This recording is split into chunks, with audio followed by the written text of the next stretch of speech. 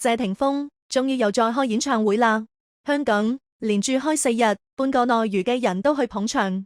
演唱會上最大嘅驚喜就係王菲出現，最浪漫嘅事就係佢唱咗兩人嘅定情曲《玉裏有黃，蝴蝶會飛》。呢首歌見證咗兩人嘅熱戀時期，仲見證咗佢哋愛得轟轟烈烈。2000年，王菲拖住謝霆鋒，大大方方公開戀情，好大嘅年齡差，令佢哋瞬間被推上輿論嘅風口浪尖。當時嘅佢已經係華語樂壇嘅天后，獨特嘅嗓音同個性魅力征服咗無數歌迷，而佢就係初露鋒芒嘅偶像歌手。型仔嘅外表同叛逆嘅氣質吸引咗好多粉絲，兩人嘅戀情就好似一顆重磅炸彈，係娛樂圈掀起咗好大嘅波瀾。祝福聲、議論聲層出不窮，但係兩人並冇受到影響，依然愛得好大方，為彼此出專輯，係腰間紋同款蝴蝶，甚至為咗俾佢慶生，吳石花80萬買咗一塊刻住 FEI 嘅車牌。佢哋嘅戀愛就好似一場絢爛嘅煙花，照亮咗成個娛樂圈。但係煙花再靚，都有熄滅嘅時候。2003年，鳳飛戀以分手告終。關於分手嘅原因，外界眾說紛紜。有人論係因為年齡差距同外界嘅輿論壓力，令佢哋承受唔住；亦有人論係因為謝霆鋒有咗新戀情。但係呢啲都只係猜測，當事人從來冇公開回應過真正嘅原因，只知道分手後嘅兩人各自開始咗新嘅生活。謝霆鋒同張柏芝因為合作電影結緣，兩人嘅關係隨住相處嘅時間增長而升溫。2006年，鋒芝一齊步入婚姻嘅殿堂。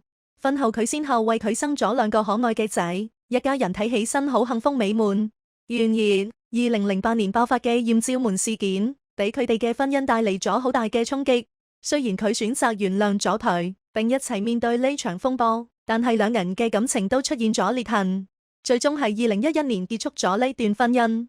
而王菲係同謝霆鋒分手後，都陷入咗一段低谷期，直到李亞鵬嘅出現，先慢慢治愈咗佢受傷嘅心。2005年，兩人結婚，婚後佢生咗女兒李嫣。為咗照顧女兒，佢逐漸減少咗工作，回歸家庭。然而，女兒被診斷出患有先天性唇腭裂，呢件事令夫妻兩人受到好大嘅打擊。但係佢哋並冇放棄，積極為女兒治療，仲成立咗嫣然天使基金，幫助更多唇腭裂兒童。喺外界睇嚟，佢哋兩人旗鼓相當，婚姻勢必可以長久。可惜事與願違，隨住時間嘅推移，兩人性格同生活方式嘅差異顯現出嚟。佢獨立自由，佢傳統注重家庭同事業嘅平衡，呢啲差異導致佢哋嘅爭吵增多。加上事業方向同生活圈子唔同，距離越嚟越遠。2013年，天后喺微博上宣布離婚，結束咗同李亞鵬8年嘅婚姻。後嚟嘅事，我哋都知道啦。兜兜轉轉，鳳飛復合咗，外界都因此有咗一個討論。既然佢哋咁相愛，點解要嫁俾其他人？繞咗一大圈，仲可以重新和好，毋庸置疑。鳳飛好相愛，但係更重要嘅係，佢哋本質上就係同一種人。都夠膽，王菲佢唱歌好聽係出咗名嘅，但係佢嘅個性仲更令人佩服得五體投地。喺舞台上，其他歌手都好熱衷同粉絲互動，講啲客套話，但係佢就佢覺得啲假情假意嘅廢話好令人難受，所以喺頒獎典禮上，成日只講一句多謝就匆匆落台。喺演唱會上，佢都好少同觀眾互動，只係專注咁唱歌，因為佢認為講嘢會破壞音樂嘅氣氛。佢想表達嘅嘢都係歌聲裏面啊。呢種直率嘅性格令佢喺娛樂圈獨樹一幟。佢仲曾經因為拒絕假唱，直至俾電視台封殺。謝霆鋒都係咁，剛出道嘅時候，佢身上嘅標籤就係2個字：叛逆。演唱會上襲吉他、摔話筒，呢啲睇似癲狂嘅行為，其實係佢對傳統嘅挑戰，對自我嘅表達，都係戀愛大過天。王菲同竇唯一齊嘅時候，心甘情願放下天后嘅光環，同佢一齊住喺北京嘅4合院，過住普通人嘅生活，甚至仲毫不介意倒夜壺。就算最後受傷啦，但係同李亞鵬一齊後，佢又全身心投入到呢段感情中。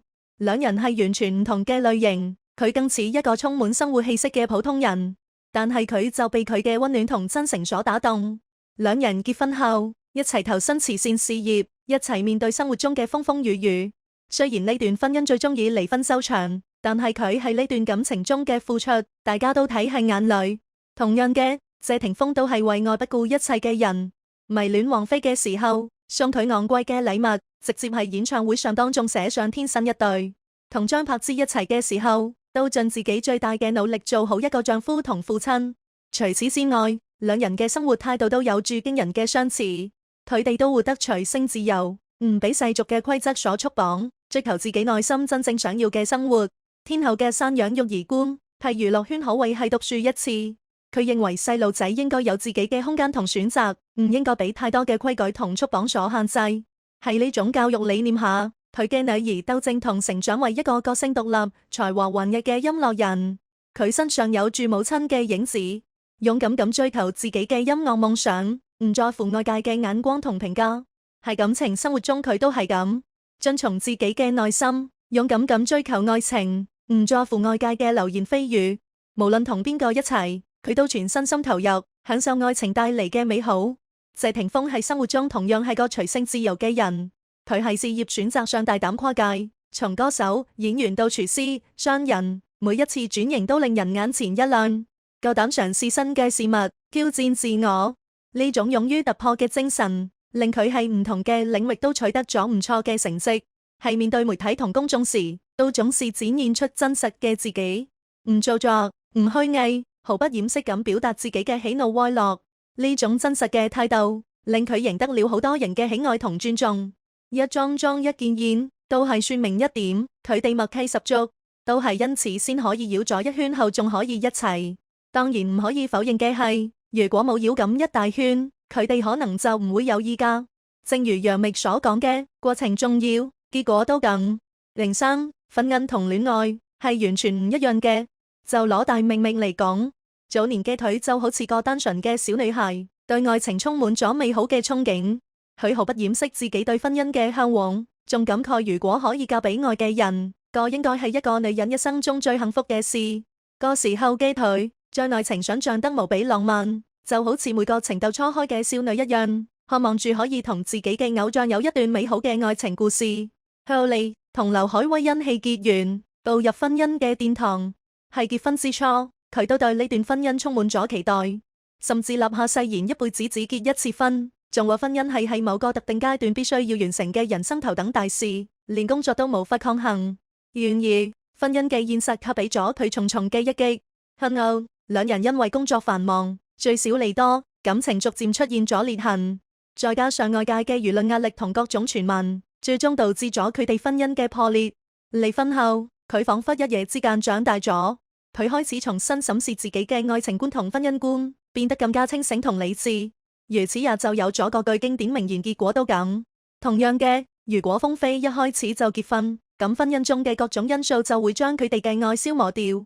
相反，如果各自經歷過婚姻，就會從中吸取教訓，從而更好咁經營下一段感情。